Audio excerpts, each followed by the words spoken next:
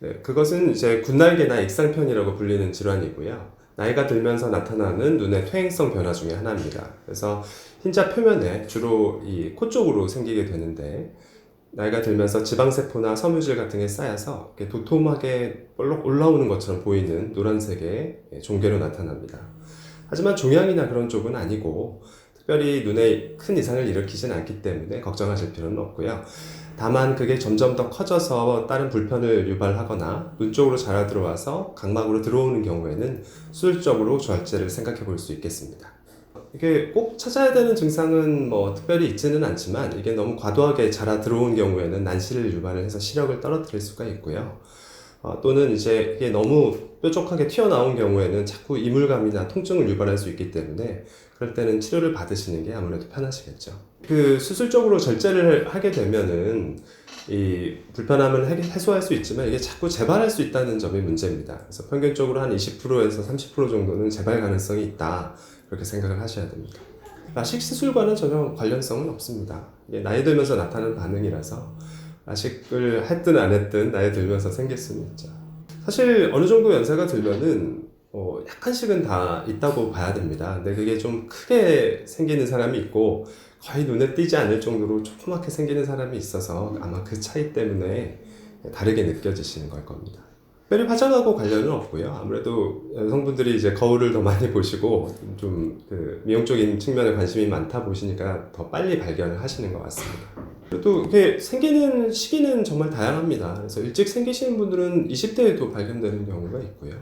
30대 정도부터는 좀 생기는 확률이 좀 더 늘어나긴 하죠. 그래서 30대에도 충분히 발생을 할 수가 있고, 나이가 들수록 점점 더 이제 생기는 사람들이 늘어나게 됩니다.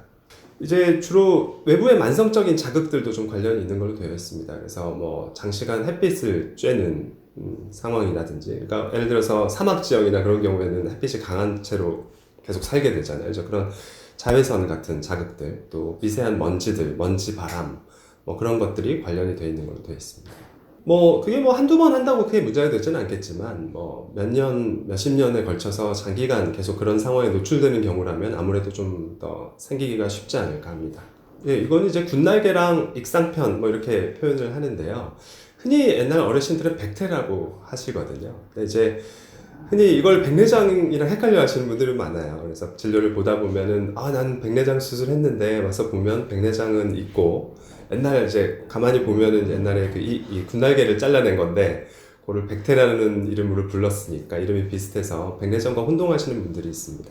일단은 그렇게 크기가 크지 않은 경우에는 간단하게 절제를 할 수 있습니다만, 그 범위가 너무 넓거나 자꾸 재발한 경우에는 양막 이식이나 자가 결막 이식과 같은 좀 더 복잡한 수술을 좀 필요로 하는 경우가 있습니다. 글쎄요, 그거는 참 말씀드리기 어려운 문제인데, 왜냐면은 좀 젊은 나이에 할수록 재발될 확률은 점점 높기 때문에, 이게 가능하면 나이 들어서 하면 할수록 재발률은 낮습니다.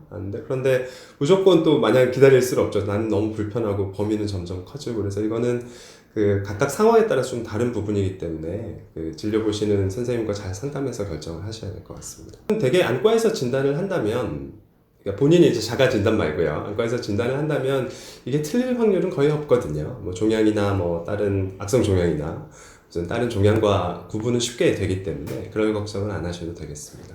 이거는 이제 큰 질환은 아니기 때문에 뭐 심각하게 뭐 실명을 유발한다든지 그럴 확률은 거의 없습니다. 그래서 너무 걱정하시지 마시고요.